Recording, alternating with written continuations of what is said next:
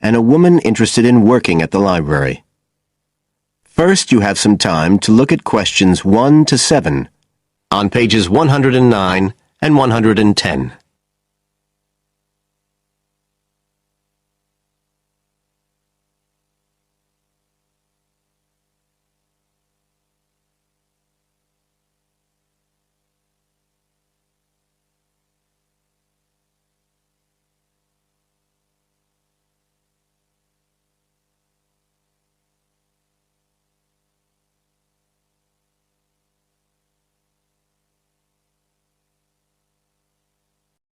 Now we shall begin. You should answer the questions as you listen, because you will not hear the recording a second time. Listen carefully and answer questions 1 to 7. I'm interested in doing some work for the library. Are you the person to speak to?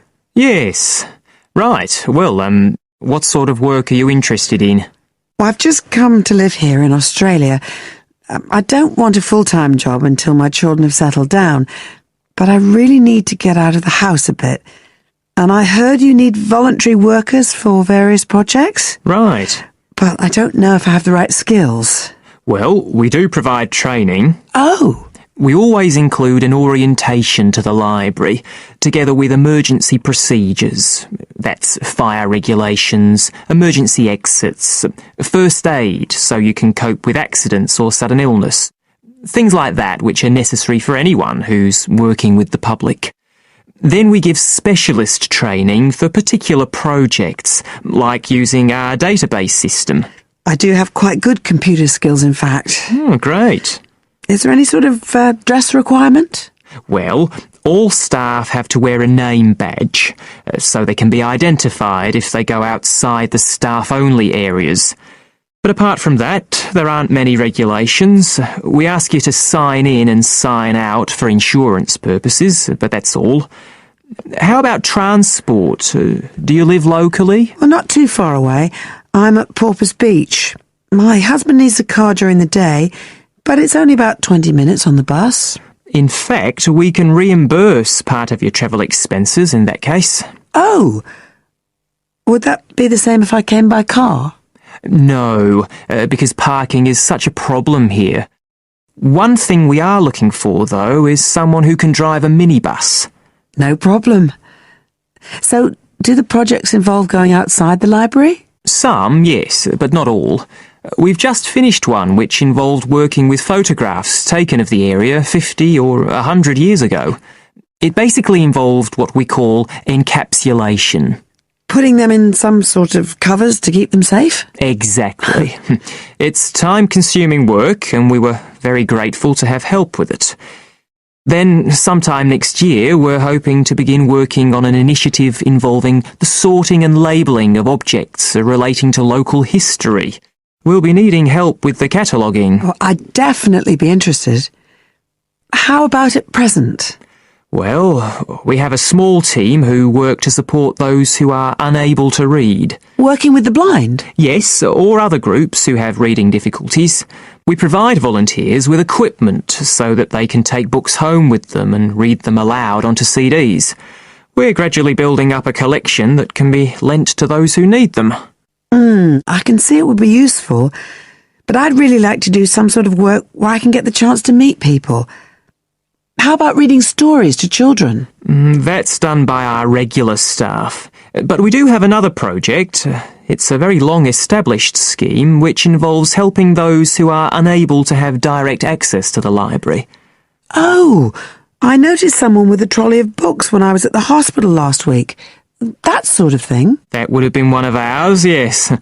It's one of our most popular services. Lots of people who wouldn't dream of going to the library normally, when they're at home, borrow a book when the trolley comes round the ward. I can imagine. Yes, I'd definitely be interested in that. Right, so how do I enrol? Well, we do ask all volunteers to commit themselves to a regular period each week. I could probably do 5 or 6 hours. Oh, be careful not to take on too much.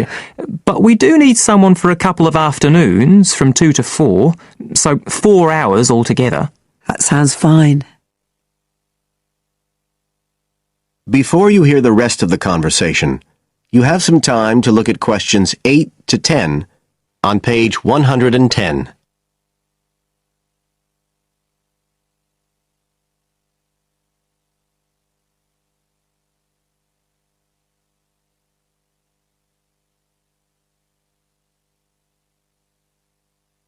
Now listen and answer questions 8 to 10.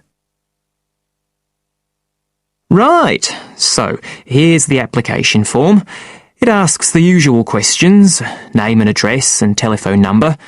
You also need to fill in details of who we should get in touch with in case of any accident or problem like that. We do need to have that filled in. And there's a space for date of birth, but that's only if you're over 75, so we won't worry about that. No. Oh, it asks for qualifications. Do I need to provide certificates? They're not necessary. We'll need the names of 2 referees, not relatives or family members, obviously. What else? Signature of parent or guardian. That won't be necessary, as I assume you're over 18. Yes. What's this? It says civil conviction check. That's a document we have to provide by law for those working on projects involving children, so we won't need it in your case. But you will need to sign this separate document. That's a copy of commitment. It's basically an agreement to work according to the library guidelines. So, if you'd like to fill this all in, you can do it here or take it home, whichever you prefer. I'll take it home if that's okay. Right, well, thank you for your time. That is the end of section 1. You now have half a minute to check your answers.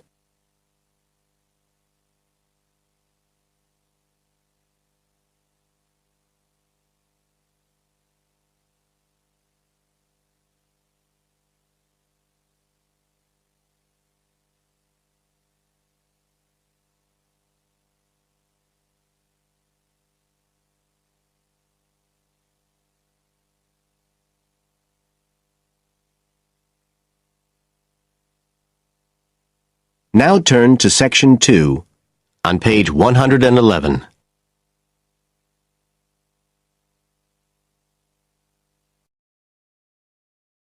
Section 2. You will hear part of a local radio program about fighting air pollution in Canadian towns. First, you have some time to look at questions 11 to 14 on page 111.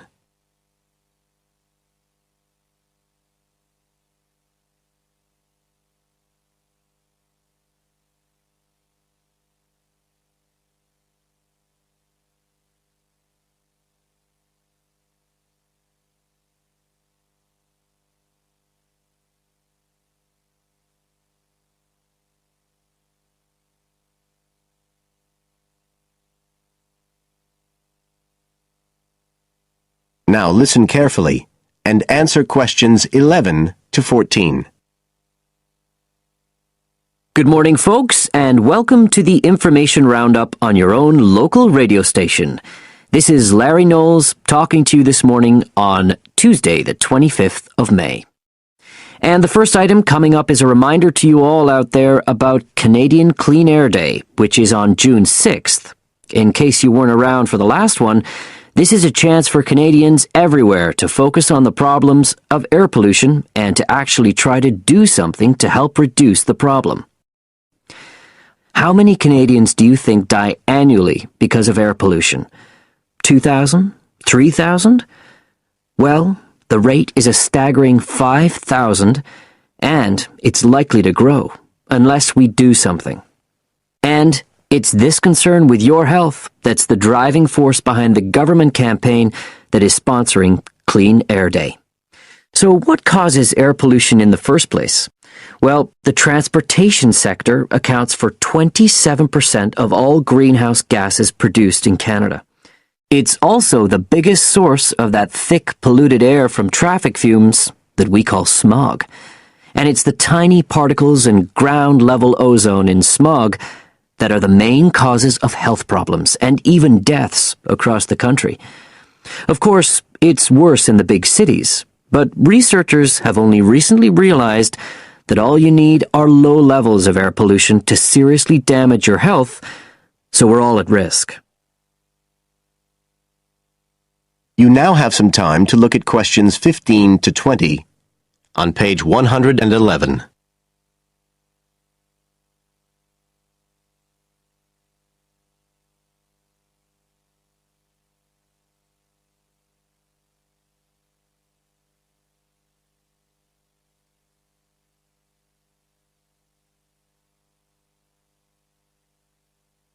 Now listen and answer questions 15 to 20. So, what can we do to fight air pollution? Well, it should be pretty obvious by now that the way we get to and from work every day can have a big impact on the air we breathe. So the easiest action you can take on Clean Air Day is to accept what we call the commuter challenge and get to work on foot or by cycling for a change. If you have to use your car, try carpooling and share the drive, or better still, use public transit. If everyone tries this for just one day, you'll be amazed by the difference it can make to the air in our towns and cities. But there's more you can do to improve air quality. For example, you can plant trees. And if you don't have a garden, then you can do your bit in other ways. For instance, did you know that modern, improved wood stoves can reduce wood smoke by as much as 80 to 90%? So you can make a big difference if you upgrade the appliances you use in your home. The government is also working hard on your behalf to clean up our air. Its priority is to reduce the emissions that cause smog, and they have clear plans to get there. Last year, Canada and the United States agreed to reduce emissions on both sides of the border between the two countries, and they plan to reach their targets in the next few years. The government's also taking action to get cleaner fuels. It's already reduced the sulfur contained in gasoline, and it hopes to reach the reduction target for sulfur in diesel by next year. But the measures don't just focus on the motorist. The federal government's also working to reduce emissions from power plants and factories right across the provinces. You can find out all about government action and all the plans for Clean Air Day events. That is the end of section 2. You now have half a minute to check your answers.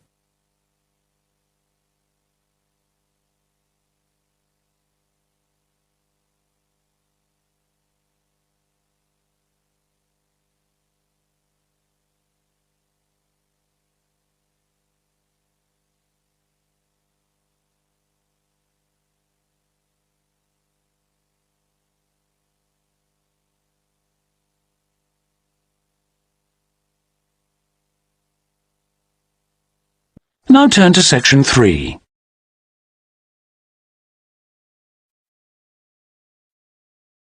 Section 3. You'll hear Melanie, a student, talking to one of her lecturers about her studies. First, you have some time to look at questions 21 to 27.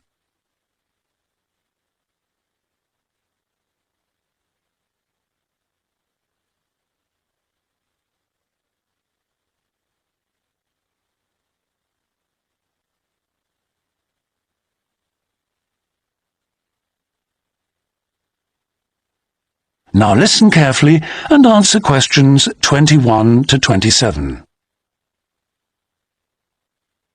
Excuse me, Dr. Johnson. May I speak to you for a minute? Sure, come in. I'm Melanie Griffin. I'm taking your course in population studies. Right. Well, Melanie, how can I help you?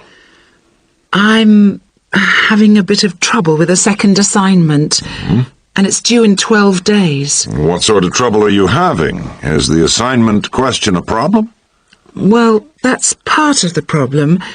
I've been having trouble getting hold of the books. I've been to the library several times and all the books are out. Sounds like you should have started borrowing books a bit earlier. Well, I had a really big assignment due in for another course and I've been spending all my time on that, and I thought... You might get an extension of time to finish your assignment for me? If that's possible, but I don't know... Well, yes, it is possible, but extensions are normally given only for medical or compassionate reasons. Otherwise, it's really a question of organizing your study, and we don't like giving extensions to students who simply didn't plan their work properly. What did you get for your first assignment? I got 87%.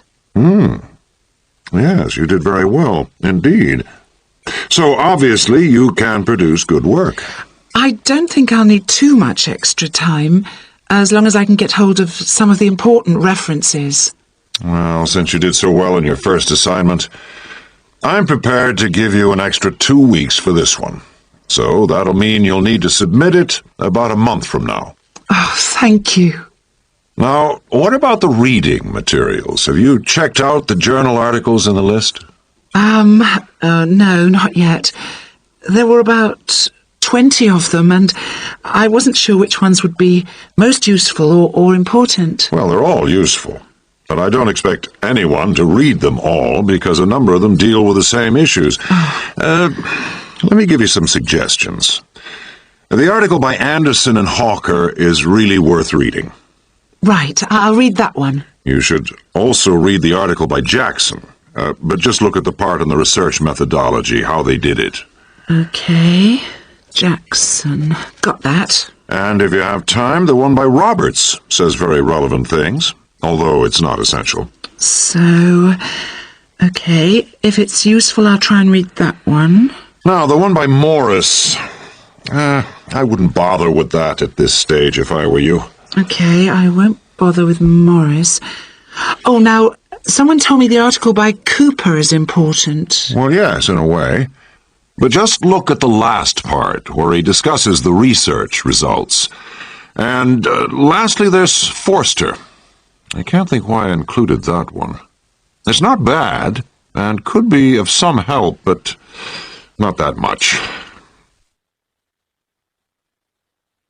Before you hear the rest of the conversation, you have some time to look at questions 28 to 30.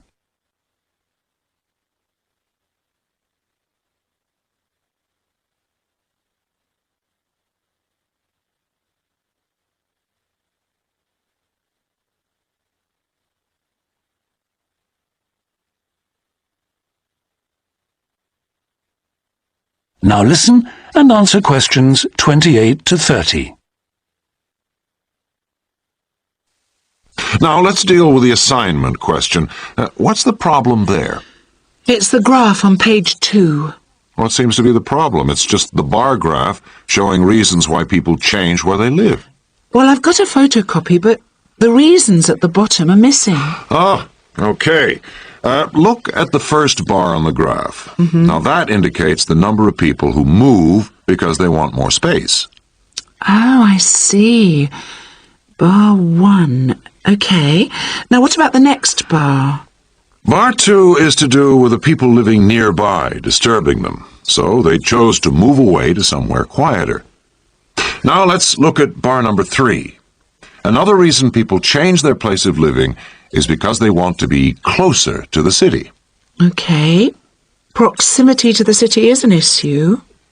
Now, bar number 4 refers to problems when the owner of the property won't help fix things that go wrong. In other words, the owner is not helpful, and so the tenants move out. Okay. Now, what about bar 5? Bar 5 is about those people who move because they need a bus or train to get them into the city or to go to work. Okay. And bar 6? Bar number 6 is interesting. That reason was given quite a lot. People moving because they wanted to be in a more attractive neighborhood. Oh, yes. Thank you very much. That is the end of section 3. You now have half a minute to check your answers.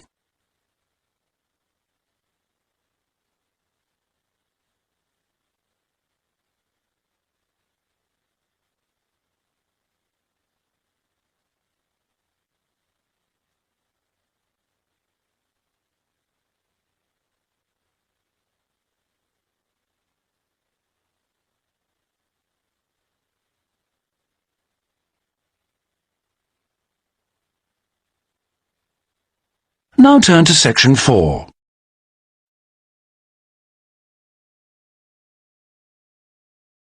Section 4. You'll hear a talk on the subject of the urban landscape. First, you have some time to look at questions 31 to 40.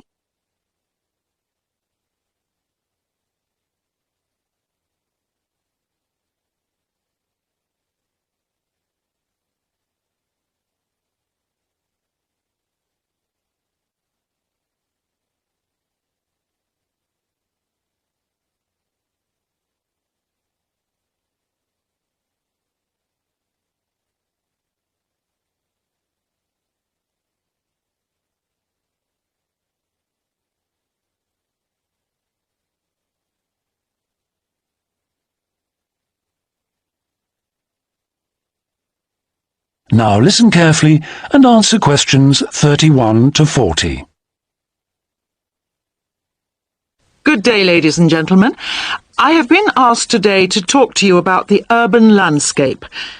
There are two major areas that I will focus on in my talk: how vegetation can have a significant effect on urban climate, and how we can better plan our cities using trees to provide a more comfortable environment for us to live in. Trees can have a significant impact on our cities. They can make a city as a whole a bit less windy, or a bit more windy if that's what you want. They can make it a bit cooler if it's a hot summer day in an Australian city, or they can make it a bit more humid if it's a dry inland city. On the local scale, that is in particular areas within the city, trees can make the local area more shady, cooler, more humid and much less windy. In fact, trees, and planting of various kinds, can be used to make city streets actually less dangerous in particular areas. How do trees do all that, you ask? Well, the main difference between a tree and a building is a tree has got an internal mechanism to keep the temperature regulated. It evaporates water through its leaves, and that means that the temperature of the leaves is never very far from our own body temperature. The temperature of a building surface on a hot sunny day can easily be 20 degrees more than our temperature. Trees, on the other hand, remain cooler than buildings because they sweat. This means that they can humidify the air and cool it, a property which can be exploited to improve the local climate.